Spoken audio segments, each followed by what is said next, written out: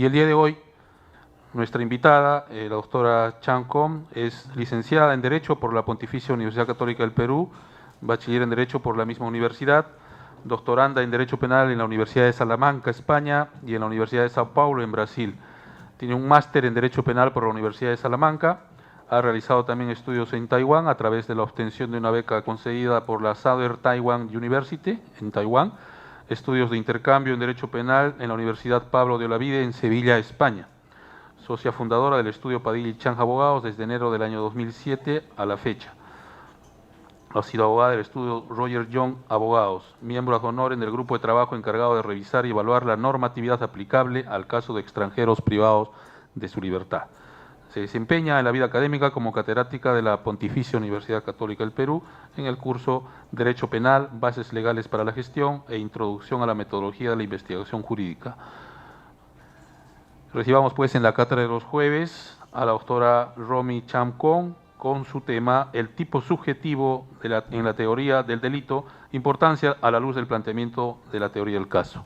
Lo recibimos con un fuerte aplauso. La teoría del delito, ¿no? He escogido este tema porque además, dentro de los temas que se encuentran en la teoría del delito, es uno de los menos trabajados a nivel de la jurisprudencia, a nivel también a veces de la doctrina, e incluso muchas veces respecto al tipo subjetivo, al momento de formular las denuncias penales o al momento de emitir los pronunciamientos jurisdiccionales, simplemente se limitan ya por costumbre, aunque no de la forma más correcta posible, a señalar existe dolo o existe imprudencia. Y realmente el que exista dolo o que exista imprudencia no es suficiente para establecer una adecuada teoría del caso, porque no hay un único tipo de dolo. Hay 3 tipos de dolos distintos y tampoco hay un único tipo de imprudencia. También encontramos 2 tipos de imprudencia. Y hay que tener claro cómo diferenciamos, porque además también no es lo mismo responder por un tipo doloso que por un tipo imprudente. Prueba de ello, si lo vemos en el homicidio, que probablemente es uno de los delitos más clásicos, ¿no? Un homicidio doloso, hablamos de una pena básica de 6 a 20 años. En cambio, un homicidio imprudente, hablamos de una pena que nunca va a llegar ni siquiera de la pena mínima. Entonces, se dan cuenta, sí es muy relevante. Y el límite entre el dolo eventual o un homicidio por dolo eventual y un homicidio por culpa consciente, vamos a ver ahora, a lo largo de estos minutos, es bastante estrecho. Entonces, de pasar una pena de 6 a 20 versus una pena que difícilmente llega a los 6, hay un paso. Y eso es un poco en lo que vamos a conversar hoy. Y para llegar a ese paso, para llegar a ese punto, vamos a recordar y volver a vivir algunas cosas que ya hemos estudiado antes y que ahora con el nuevo código se hace necesario enfatizar. Entonces, veamos, fíjense, ¿qué habíamos dicho nosotros que es el delito? Ya esto nos hace recordar a nuestra época universitaria, ¿no es cierto? ¿Qué era el delito ahí? Decíamos que el delito es una acción, ¿sí? Y por definición clásica decimos que es una acción típica, antijurídica, culpable y algunos dicen punible. Pero antes de eso, esa acción, y vamos a ver que esto nos va a servir luego para hablar del tipo subjetivo, esa acción, ¿cómo tiene que ser? ¿Es cualquier acción? ¿O tiene alguna característica especial, además de ser típica, antijurídica y culpable? Voy a poner un ejemplo, a ver si así nos vamos explicando. ¿Cómo tiene que ser esa acción? Imaginemos, y me van a disculpar los caballeros, pero esta vez, como las damas siempre somos las perjudicadas, por lo menos mayoritariamente en este delito, voy a hacer el ejemplo con los caballeros. Imaginemos, ¿sí?, que vemos que las ventanas se rompen, que las puertas de vidrio se rompen, y que empieza a descender una nave extraña, ¿sí?, que deja todo a oscuras, ¿sí?, y empiezan a bajar de esa nave extraña unos seres raros que tienen 3 brazos, 3 piernas, 2 cabezas, ¿sí?, y todos nos asustamos, y en eso, esos seres extraños violan a todos los caballeros de la sala. Imaginemos. Pregunta en ese caso, ¿podemos decir que allí existe una acción que sea relevante a efectos penales? ¿Puede hablarse allí de un delito de violación? ¿Qué opinan? Todos los caballeros, ¿ah? Todos los caballeros. Una vez me dijeron, no, doctora, ahí no hay delito, pero no importa, ya habrá que disfrutarlo. Me dijeron, no, tampoco, por si acaso, eso no voy a ese punto. Pero veamos, en este caso, ¿podremos decir que ahí hay un delito? ¿Hay una acción? No, nos dice la doctora. ¿Por qué no? ¿Cuál es el problema? Porque la acción tiene que ser humana. Nuestra teoría del delito siempre ha pensado en seres humanos. Y ese es un dato importante, porque hoy en día ya se cuestiona esto un poco más. Por supuesto que en 1907, cuando se empezó a hablar del tipo penal, en esa época no se hablaba de los extraterrestres, entonces esa no era una posibilidad, ¿cierto? Ni tampoco de las almas en pena, que por ahí hay personas que dicen que las almas también hay que tenerles miedo. Bueno, también puede ser. Pero se hablaba de las personas además naturales. Hoy en día esto se flexibiliza no por los extraterrestres, que aún no estamos en ese nivel de la tecnología, por lo menos no hemos confirmado que existan, pero sí respecto de quiénes, de las personas jurídicas. Y empieza a haber una discusión porque a las personas jurídicas tampoco las tenemos contempladas en la teoría del delito. Y cuando hablamos del tipo objetivo, del tipo subjetivo, ¿cierto? Estamos pensando en las personas naturales, pero no en las personas jurídicas. Entonces, hoy eso se ha puesto en discusión. En nuestro país aún realmente no existe una responsabilidad penal de las personas jurídicas. Se ha querido regular en el delito de... ¿Cuál delito es el que se ha incorporado recientemente? ¿Quién se acuerda? De cohecho, exactamente, el delito de cohecho activo internacional, de corrupción internacional, que además uno dice, curiosamente, no es de los más frecuentes, ¿no? Si pensamos en la responsabilidad de personas jurídicas y lo confrontamos con delitos contra el medio ambiente, lavado de activos, ¿no es cierto? ¿Cuántas cosas hay donde podríamos mirar más temas vinculados con personas jurídicas? Bueno, lo cierto es que se pensó por una razón práctica. El Perú necesitaba firmar un convenio en el que para poder ser parte era requisito colocar ese tipo penal en nuestro código. Y se hizo ya un sancochado, ¿no es cierto? ¿Por qué? Porque se dijo, ¿y ahora cómo hacemos para superar la teoría del delito? Que está pensada en personas naturales. ¿Qué hacemos para el tipo subjetivo que habla de personas naturales cuando hablamos del dolo? Y lo que dijeron es, vamos a crear una normativa aparte, y se creó una norma que habla de la responsabilidad administrativa de las personas jurídicas frente a la comisión de ese delito. Y donde uno ya dice, uy, pero no era penal, porque está en el Código Penal. Bueno, pero se le llama administrativa. Y entonces, ¿cuál es la diferencia con las consecuencias accesorias del 105? Y ahí todavía estamos empezando la discusión. Lo dejo en debate porque más adelante seguramente se retomará el asunto, porque definitivamente hay una tendencia ya universal a considerar que las personas jurídicas también pueden cometer delitos directamente. Entonces, eso habrá que dejarlo ahí entre paréntesis. Pero, retomando el asunto, entonces la acción es la acción humana, de momento. Eso aún no ha cambiado en el Perú. ¿Y solamente humana o qué más? La acción debe ser humana, pero además muy importante, voluntaria, ¿no es cierto? Tiene que ser una acción humana y voluntaria. Y esa acción humana y voluntaria, a su vez, debe cumplir con las categorías del delito, que recién ahí vamos son la tipicidad, la antijuricidad y la culpabilidad. Y algunos hasta hablan de la punibilidad. ¿Y cómo sabemos cuándo una acción humana es voluntaria y cuándo no? Muy importante para hablar del tipo subjetivo. Bueno, ahí hay un tic para poder recordarlo. ¿Sí? Dicen pues algunas personas que las bonitas tienen todos los beneficios. ¿Y las feas cuáles? Dicen. Bueno, las feas también tienen un beneficio. Las feas no cometen delito. ¿Por qué?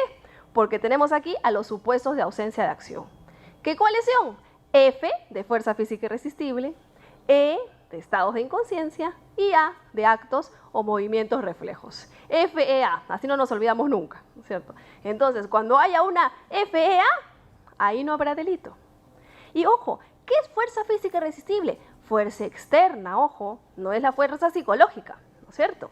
La vis absoluta, no la vis compulsiva, porque la vis compulsiva se analiza a nivel de la culpabilidad, ¿no es cierto? Esta es la vis absoluta.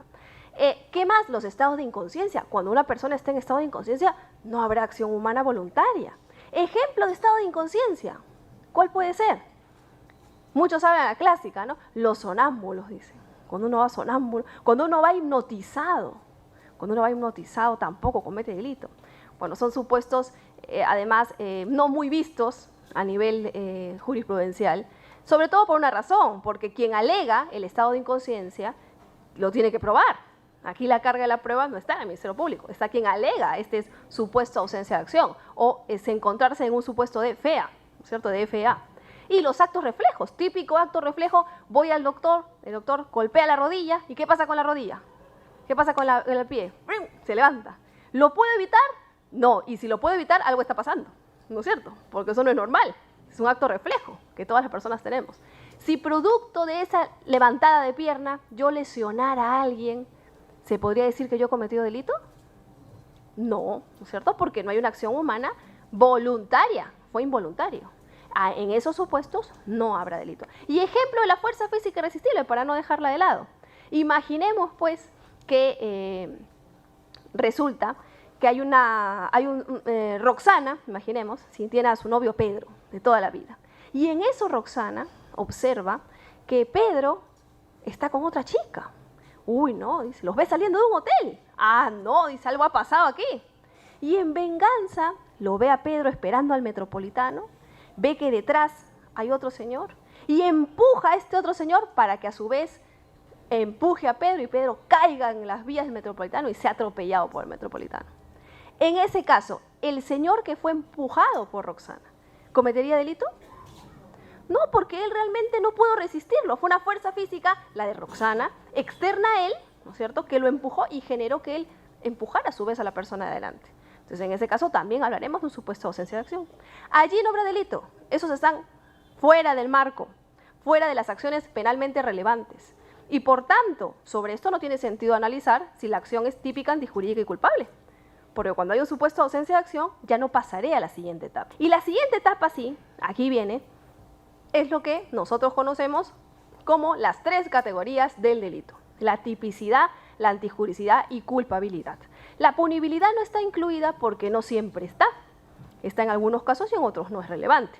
Entonces, por eso es que la doctrina mayoritaria dice, hablamos de una teoría tripartita, en el caso de la teoría general del delito, ¿no es cierto? O sea, ¿qué es la teoría del delito? Los elementos que yo tengo que analizar para ver si siempre en ese caso existe o no existe responsabilidad penal. Es como una especie de fórmula matemática.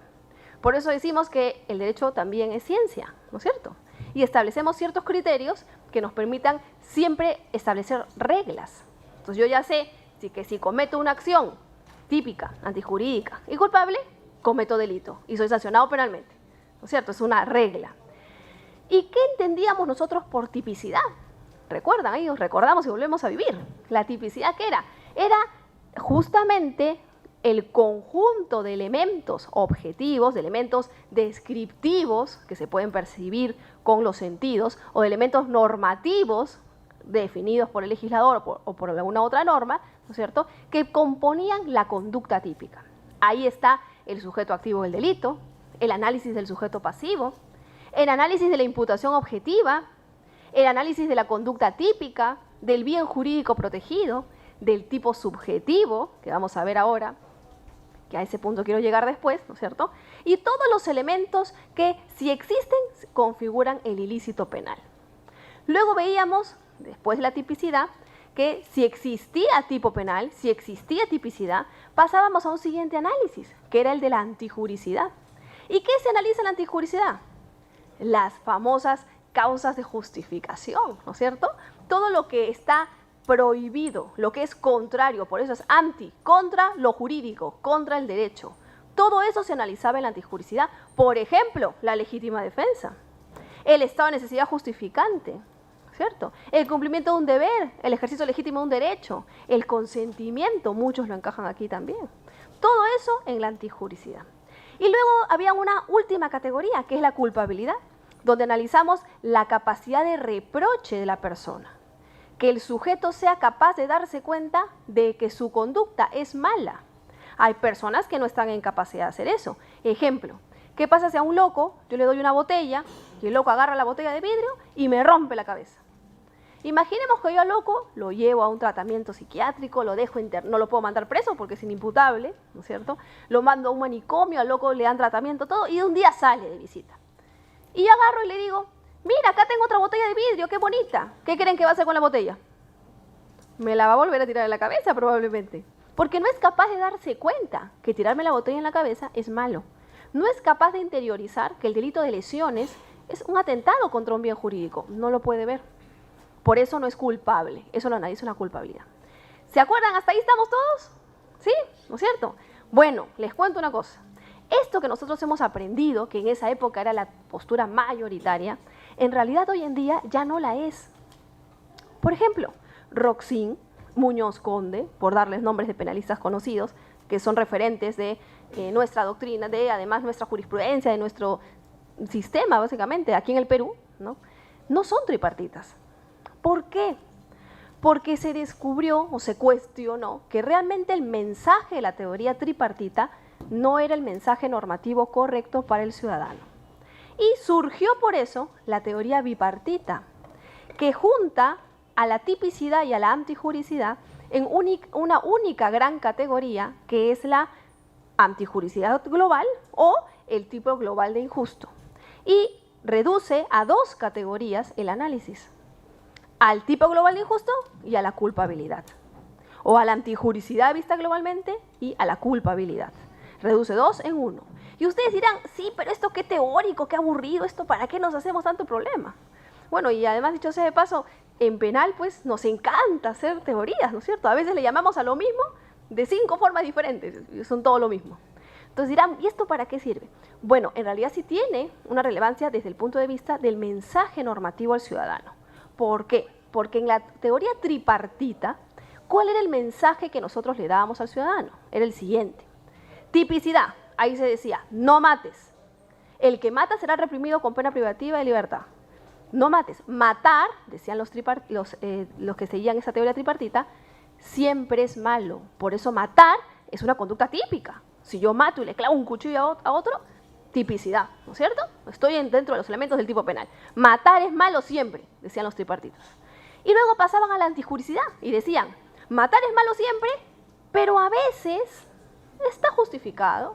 A veces, bueno, es malo, pero no te voy a sancionar porque hay alguna causa de justificación, por ejemplo, la legítima defensa, y por tanto no te voy a considerar sujeto activo de un delito. Y luego decían, si es que más bien no hay ninguna causa de justificación y además tú eres reprochable penalmente, culpabilidad, entonces ahí sí te sanciono, ¿no es cierto? ¿Qué dicen los bipartitas? Primera pregunta que se hace. A ver, vamos a ver. Y es la primera pregunta que les voy a hacer también a ustedes.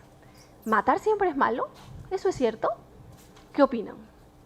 ¿Siempre matar es malo? ¿Es correcto ese mensaje, darle ese mensaje al ciudadano? ¿Qué opinan? ¿Matar siempre es malo? ¿Sí? A ver, yo le voy a poner un ejemplo. ¿Algunas veces no es hasta bueno matar? ¿O matar no puede ser nunca bueno? ¿Qué opinan? ¿Qué opinan? Es más, miren, a veces nos dan premios por matar, ¿ah? Sí, nos dan premios por matar. ¿Cuándo nos dan premios por matar? En la guerra, ¿no es cierto? Mientras más mato, ¿qué pasa? Más o menos medallas tengo. ¿No es cierto? Y ahí nadie me dice que matar sea malo. O ustedes alguna vez, y se imaginan ustedes a un general diciéndole a los soldados, chicos, matar es malo, ¿ah? Antes de subirse al avión para ir a la guerra. Ninguno le diría eso, ¿no es cierto? Porque realmente, dicen los bipartitas, matar no es ni bueno ni malo. Matar es una conducta neutra. No es ni buena ni mala. Por eso es que no podemos dividir al mensaje normativo en dos y decir, matar es malo, pero a veces te perdono. No es así. Los bipartitas dicen, matar no es ni bueno ni malo. Es malo cuando no está justificado. Por eso dicen que hay que unir el mensaje normativo de la tipicidad y la antijuricidad. Solamente efectos de dar un mensaje correcto, darle un mensaje claro al ciudadano. Es como agarrar y decirles, ¿lesionar siempre es malo? Les pregunto. ¿Siempre lesionar es malo? Una operación médica, ¿no es cierto, doctora? Ahí estoy lesionando, pero ahí no es malo, al contrario, ahí hasta es bueno. Te va a salvar la vida. ¿Y si fuera una cirugía plástica? ¿O si fuera un tatuaje? Igual, ¿se dan cuenta? Ahí no es malo. Lo que pasa es que lesionar no es ni bueno ni malo. El que causa una grave lesión a otro es que no es ni bueno ni malo. Es malo cuando no está justificado. Es malo cuando no hay una razón en el ordenamiento que así lo establezca. Entonces, lo que dicen los bipartitas es, este sistema tripartita no funciona. Por eso vamos a integrar a la tipicidad y a la antijuricidad en una única categoría del delito, que la vamos a llamar tipo global de injusto. Pero entonces, ¿cómo hacemos con el análisis de la tipicidad, del tipo objetivo, el tipo subjetivo? Bien fácil, dicen los bipartitas. No nos compliquemos. Nosotros vamos a juntar en dos categorías, pero cuando analicemos, vamos a mantener la división y vamos a dividir esta gran categoría en dos partes. Y para distinguirla de los tripartitas, no le van a llamar tipicidad ni tampoco antijuricidad, sino que le van a llamar tipo positivo y tipo negativo. ¿Por qué tipo positivo y por qué tipo negativo? Tipo positivo será todo lo que, si existe, hay delito. O sea, la tipicidad en el fondo, ¿no es cierto? La tipicidad en el fondo. Y tipo negativo será todo lo que, de quitar, de no existir, ¿no es cierto? O va a generar que ya no exista un ilícito penal. Si hay una causa de justificación, deja de existir el delito. Por eso es tipo negativo. Si nosotros queremos hacer un símil, en el fondo vamos a encontrar lo mismo. Vamos a encontrar que la antijuricidad o el tipo global se va a dividir en dos, tipo positivo y tipo negativo, y lo que los bipartitas llaman tipo positivo va a ser el equivalente a la tipicidad. Y lo que los bipartitas llaman tipo negativo va a ser el equivalente a la antijuricidad. Y luego vamos a tener la culpabilidad, que es la única categoría que hasta ahora, porque ya se está cuestionando también, no cambia. Estamos. Ustedes dirán, ¿y por qué esto es relevante? Porque a veces ocurre, y lo he visto además en algunas audiencias, que algunos abogados son malintencionados. Yo lo digo así porque yo creo que es así. Estamos. Y quieren manipular el discurso académico, ¿sí?, para distraer la discusión que se da en una investigación. Entonces, a veces yo he escuchado que, por ejemplo, le requieren a la fiscalía, señor fiscal, precise usted. Usted entonces, ¿qué tipo de dolo establece? Para empezar, ¿sigue una teoría tripartita o bipartita? Entonces el fiscal se queda pensando y dice, uy, ahí miércoles, no me acuerdo, ¿cómo esto era teoría bipartita, tripartita? ¿Cómo la tripartita nomás que hay bipartita? Y se enreda. Y ojo, esta distinción de la teoría tripartita y bipartita es absolutamente filosófica. Es el mensaje normativo del ciudadano, pero el análisis de la teoría del delito realmente no va a cambiar y da exactamente igual. Entonces no hay que dejarnos confundir por esas cuestiones. Estamos. Entonces nosotros vamos a enfocarnos hoy en lo que llaman la tipicidad, los tripartitas, o en lo que llaman el tipo positivo, los bipartitas. Cierto es, como les decía, que mal haría yo de no contarles que ahora está la teoría bipartita porque ahora es la más seguida por este tema del mensaje normativo, ya no los tripartitas como nosotros veíamos hace varios años, ¿no es cierto? Ahora es la teoría bipartita, pero sí existen algunas personas que todavía siguen la teoría tripartita, todavía. Algunos que todavía insisten en que no, que realmente el mensaje normativo debe dividirse en dos.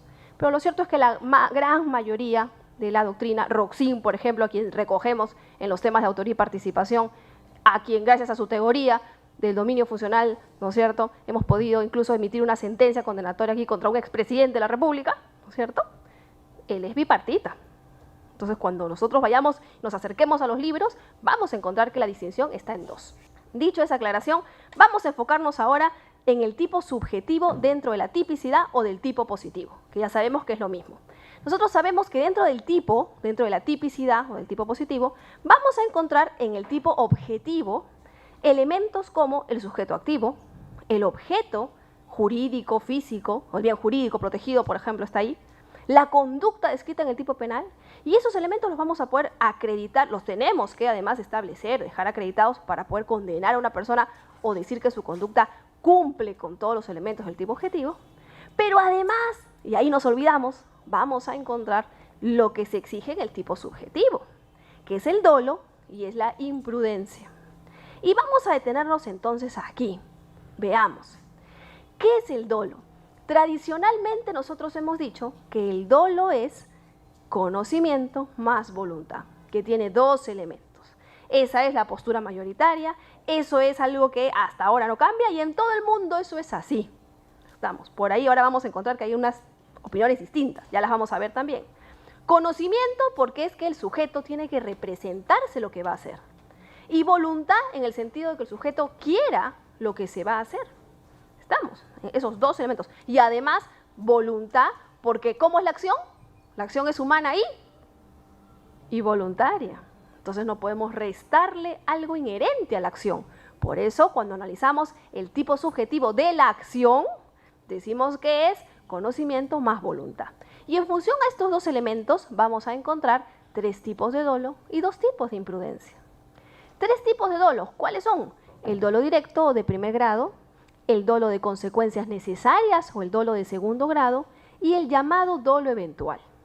Y en la imprudencia vamos a encontrar también dos, la imprudencia consciente o la culpa consciente y la imprudencia inconsciente o culpa inconsciente. Algunos también le llaman imprudencia o culpa con representación o imprudencia o culpa sin representación. Yo no soy yo le he puesto acá el término culpa, aunque no soy muy fanática de utilizar el término culpa, porque a veces se confunde con la categoría culpabilidad, que no tiene nada que ver. Estamos acá, hablamos de una imprudencia. Entonces vamos a ver cómo se aplican estos elementos para hacer estas distinciones. A ver, ¿el dolo directo qué es? En el dolo directo se dan estos dos, es el dolo, el que le llaman el dolo malo, malito, malo. Más malo que este dolo ya no hay.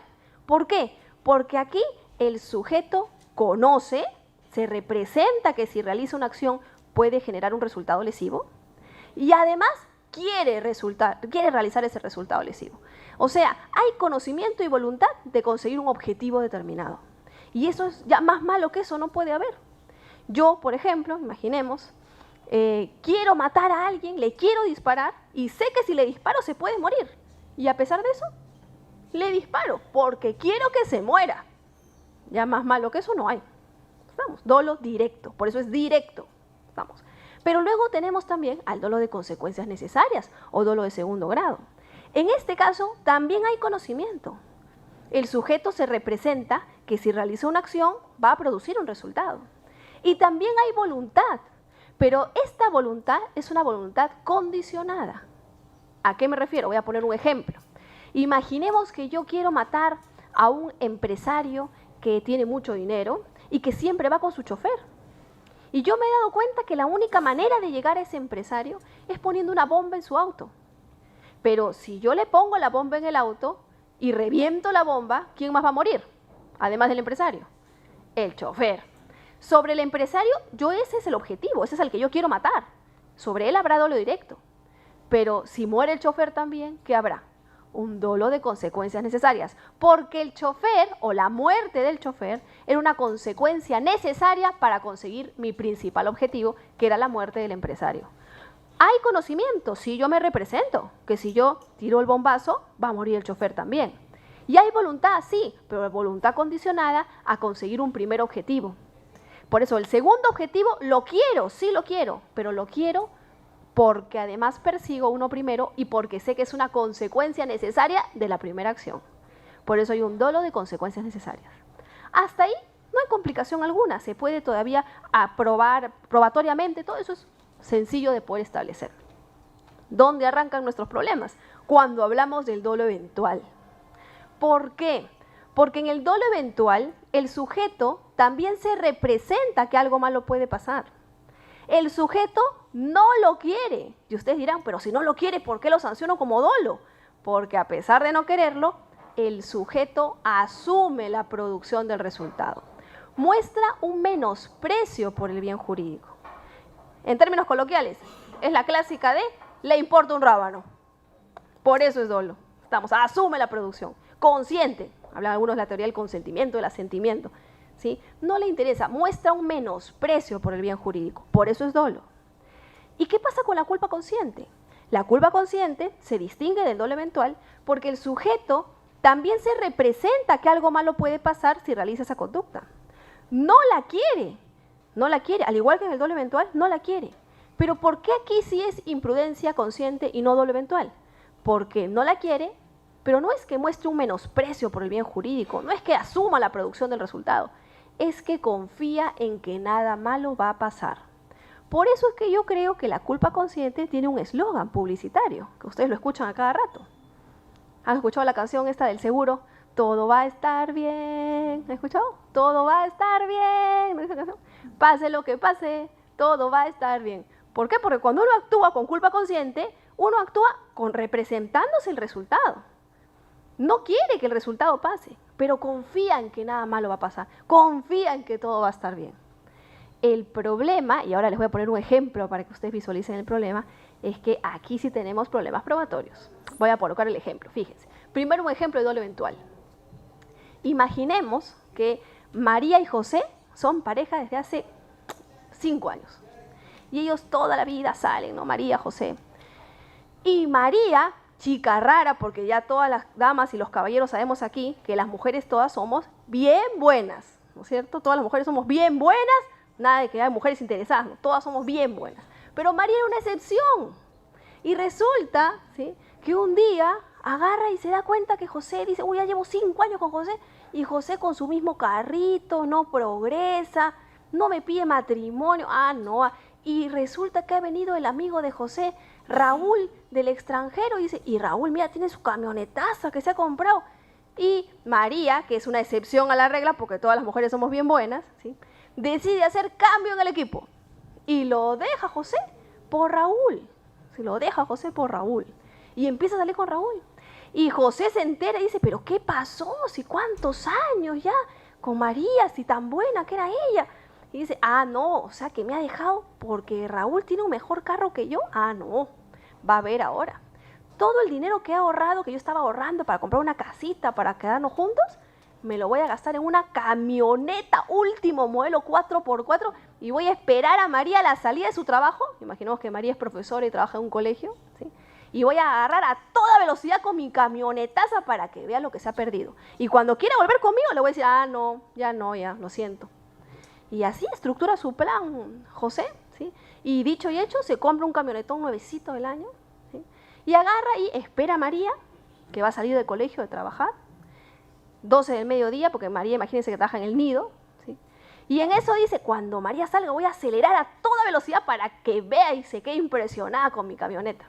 Y en eso piensa, uy, pero a las 12 salen varios niños del colegio y se atropella a un niño. Y el que actúa con dolo eventual agarra y dice, se atropella a un niño, piña, pues el niño, ¿para qué cruza por donde no debe? Además, favor le voy a hacer al Perú, voy a disminuir la tasa demográfica. Que se muera pues el niñito. Ojo, él se representa que algo malo puede pasar. ¿Quiere que se muera el niño? No quiere, pero asume la muerte.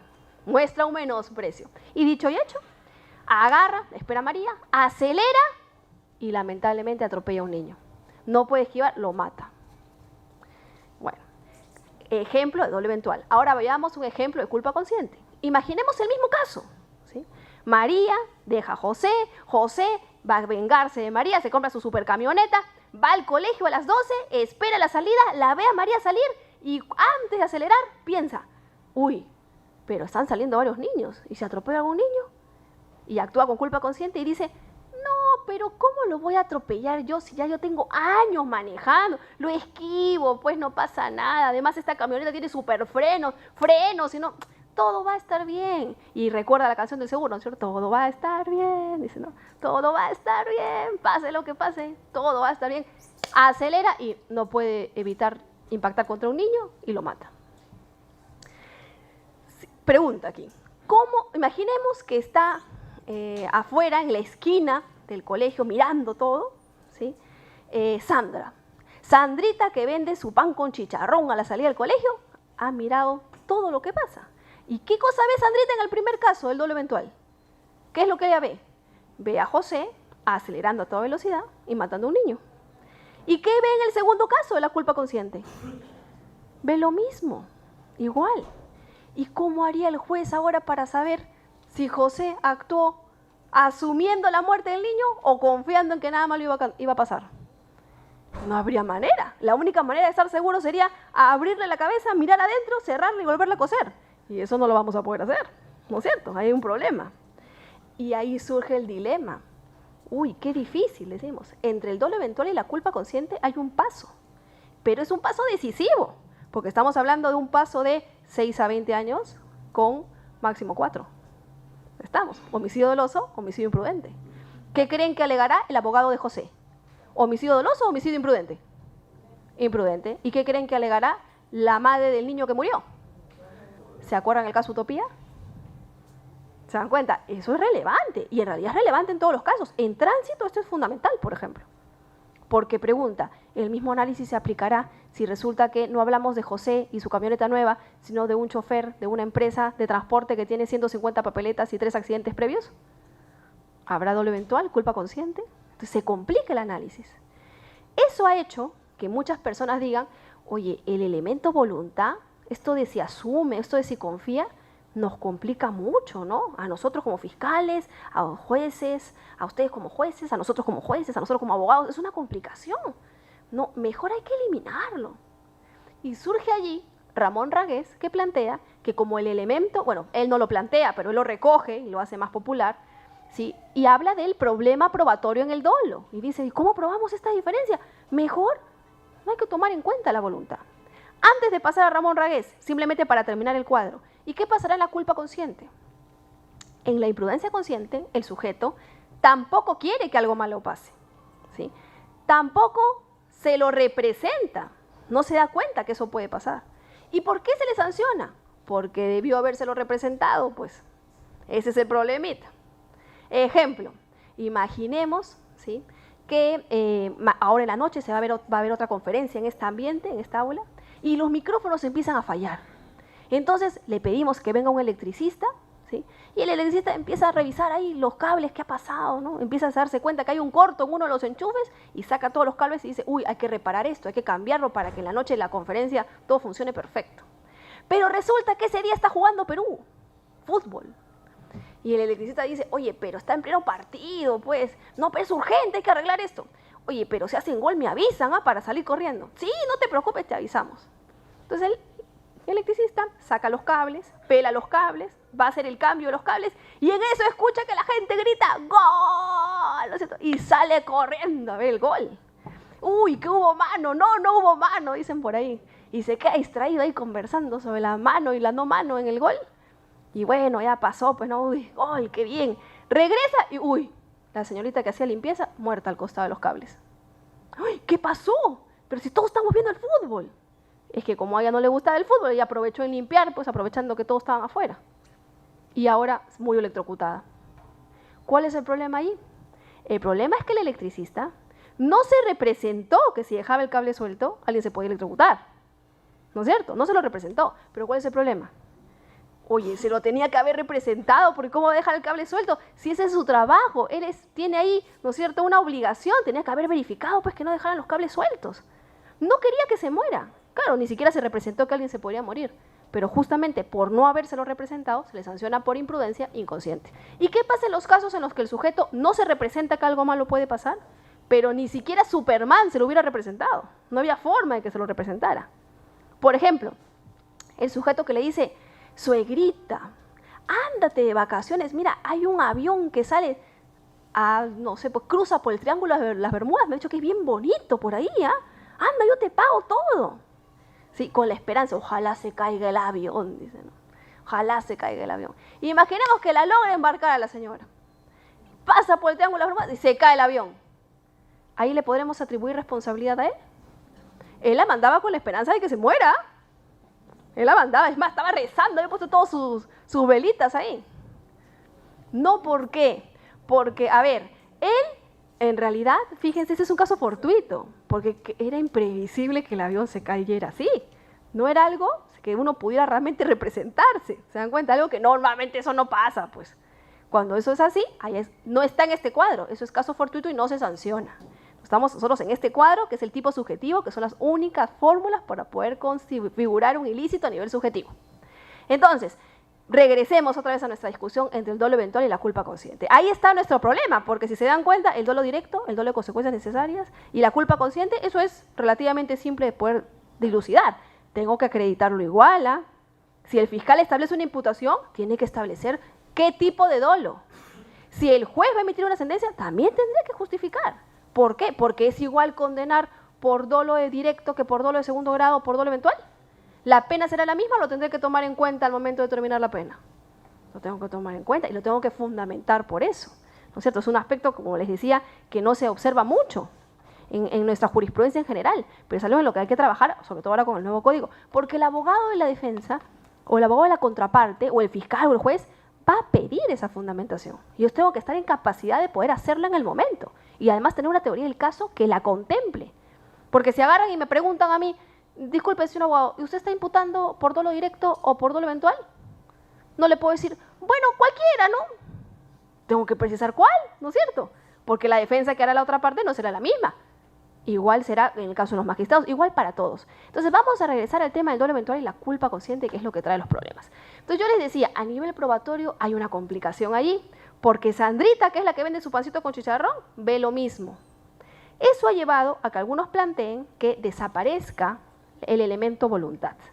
Y ahí ha surgido la llamada teoría cognitiva o las, en general, llamadas teorías del conocimiento, de la representación en el derecho penal, que consideran que el dolo solamente es conocimiento y que es irrelevante la voluntad.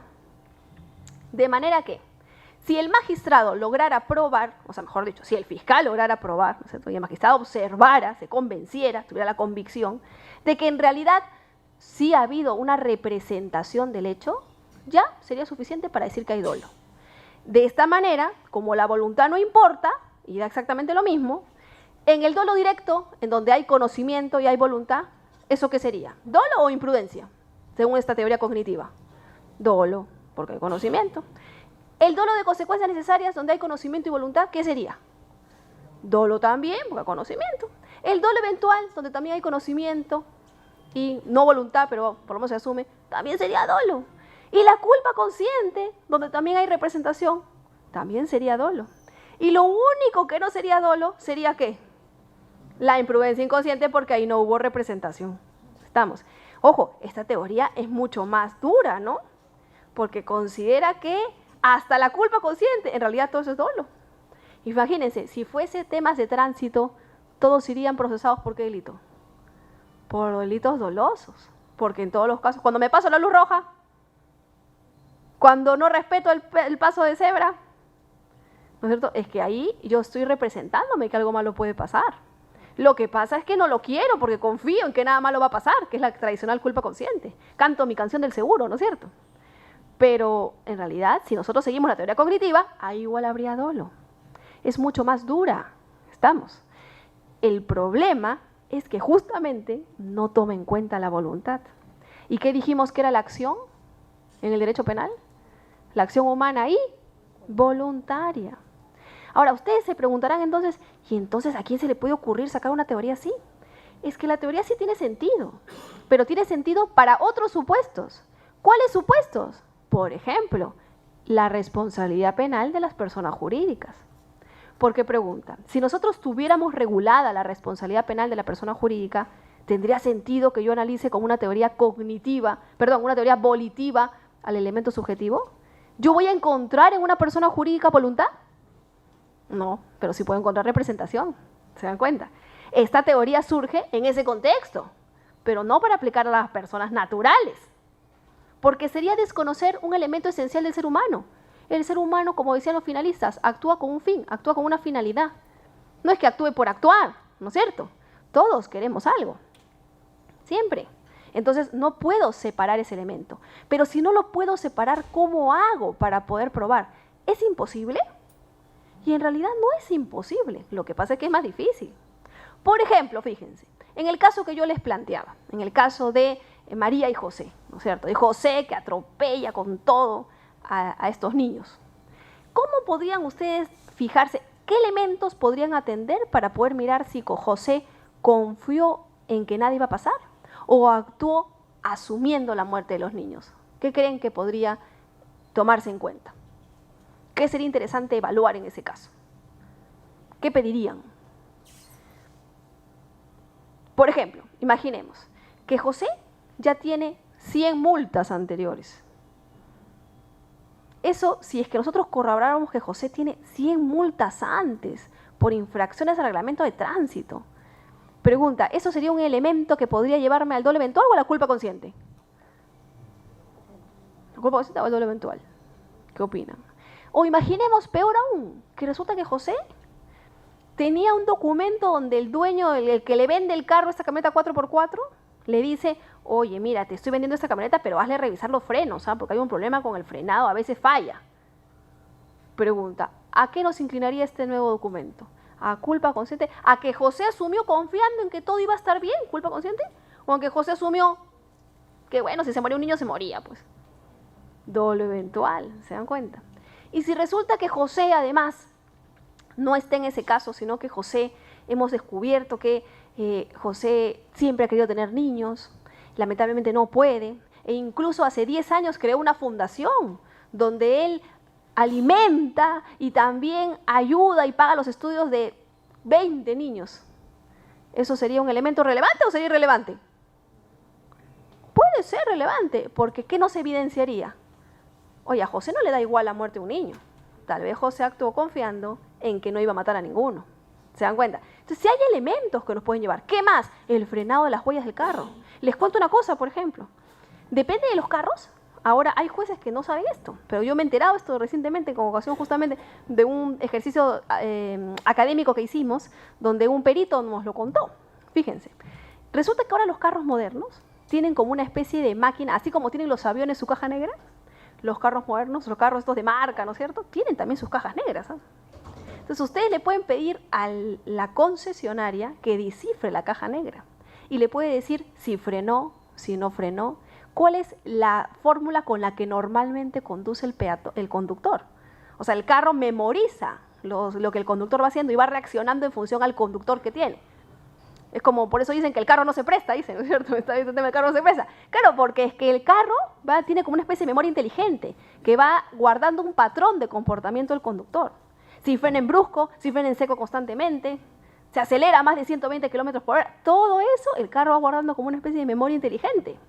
Entonces, si el carro frenó o no frenó, y hay otro dato importante, los carros, algunas llantas ya no dejan marca en la pista del frenado. Entonces, de repente sí frenó, pero no se ve en la pista, pues, porque no deja la llanta marca alguna. Hay unas llantas ya hoy en día que pasan por un bache y no se desinflan, y pueden avanzar 100 kilómetros más todavía sin haberse, y sigue el carro con la llanta. También ahora ya hay otros sistemas de tecnología. Entonces, claro, podríamos recurrir a ver el concesionario de este vehículo, que me diga qué fue lo que el conductor hizo en ese momento. ¿Frenó? ¿No frenó? ¿Se dan cuenta? Serán elementos que me pueden ayudar. Claro, lo que pasa es que es más trabajo. ¿No es cierto? Porque voy a tener que hacer esa investigación. Voy a tener que buscar esos elementos. Pero no es imposible. Sí es posible establecerlo.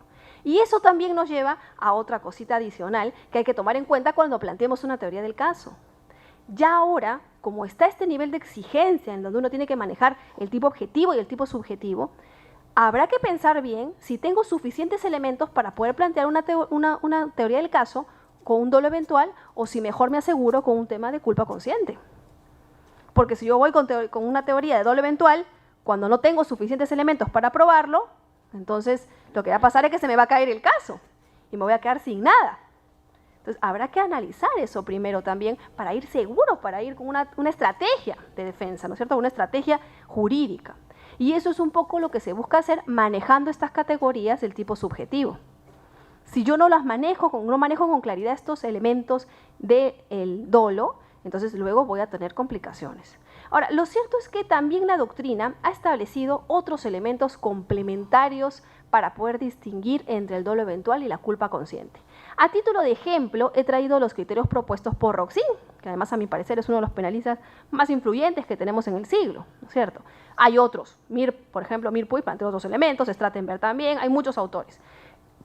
¿Qué nos dice Roxin? Roxin lo que nos dice es, además de este tema de haber asumido o no el resultado, ¿no es cierto?, ¿cómo hago para identificar esa asunción? Y Roxin aquí nos dicen, hay que tomar en cuenta dos cosas. Uno, que la adopción por parte del sujeto de medidas destinadas a evitar la realización del resultado. O sea, Roxin lo que dice es, hay que mirar también en cada caso concreto si el sujeto adoptó o no adoptó medidas que busquen evitar ese resultado lesivo. De esta manera, dice Roxin, habrá dolo eventual cuando el sujeto no realiza ninguna actividad orientada a evitar el resultado. Y esto a pesar de ser consciente de que el resultado se va a materializar probablemente. Entonces, a pesar de tener la conciencia, de representarse que el resultado puede materializarse, el sujeto no realiza ninguna actividad para evitarlo. Por ejemplo, ni siquiera tocó el claxon. Ni siquiera buscó derivar el volante de la camioneta. Siguió de largo. Entonces, eso es un indicio de que hay un dolo eventual. ¿No es cierto? Por no decir dolo directo, habrá que ver el caso concreto también, ¿no es cierto? ¿Qué más? Y Roxin también dice, en cambio, habrá imprudencia consciente cuando el sujeto, convencido de que las medidas tomadas son adecuadas para evitar el resultado, sigue adelante. O sea, el sujeto piensa, oye, yo ya he tomado todas las medidas necesarias para evitar el resultado. Voy a avanzar a toda velocidad tocando el claxon, por ejemplo. Ha hecho medidas para evitar el resultado. Y por eso continúa. Pero claro, el problema es que no fueron suficientes. Igual el resultado se produjo. Pero algo hizo, por lo menos. ¿Se dan cuenta? Y uno lo puede visualizar. Por eso está la pregunta clásica que muchas veces la policía hace, que dice, ¿y usted qué hizo? ¿qué maniobra disuasiva realizó? Te pregunto. Si no hizo ninguna maniobra disuasiva, no hizo nada por evitar el resultado. Entonces, es un elemento que Roxin toma en cuenta. Y además, dice Roxin, también podemos utilizar la fórmula tomar en serio la producción de un resultado lesivo. ¿Qué significa? Que habrá dolo eventual si el sujeto reconoce la posibilidad de que se produzca ese resultado, o sea, la incluye dentro de su plan de eventualidad, o sea, que existe, eventualmente ese resultado puede ocurrir, ¿no? Y en lugar de desecharlo, ¿sí?, inconsciente y descuidadamente, lo toma en serio. Dice, oye, es posible que esto ocurra, voy a tomarlo en serio y voy a ver qué puedo hacer, qué medidas puedo adoptar, ¿no es cierto? En esos casos, si el sujeto toma en serio ese resultado y a pesar de eso continúa realizando la acción, ahí diremos, oye, hablamos de un dolo eventual. Si yo tomo en serio que en verdad los niños pueden salir, yo sé que los niños salen de ahí, yo sé que eso es algo que no voy a poder cuestionar, que los niños van a salir a esa hora, y a pesar de eso continúo, ahí estoy en un problema, dice Roxin. Ahí me oriento más por el dolo eventual. Mientras que habrá imprudencia consciente cuando el sujeto tome a la ligera la producción del resultado. ¿No es cierto? Ahora, son elementos que nos pueden ayudar, no es decisivo. Simplemente son elementos que nos pueden ayudar a interpretar qué significa asumir o no la producción de un resultado. En este caso yo les he traído los que plantea un poco Roxin porque es uno de los autores más conocidos. Pero lo cierto es que hay muchos otros.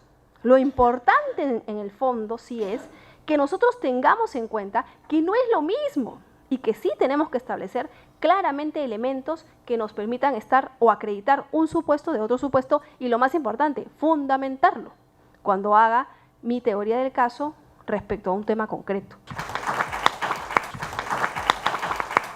Agradeciendo una vez más a nuestro selecto público por seguirnos en la cátedra de los jueves. Estuvo con nosotros la doctora Romy Chang-Kom con un interesante tema en la problemática del nuevo Código Procesal Penal, como es el planteamiento de la teoría del caso a la luz del tipo subjetivo. Anunciamos también que el doctor Jorge Luis Salas Arenas, juez supremo de la Corte Suprema de Justicia de la República, tocará un tema de palpitante actualidad, como son el tema de la prisión preventiva y su evolución jurisprudencial. Quedan pues así invitados a seguirnos en esta cátedra de los jueves por Justicia TV, tu canal judicial.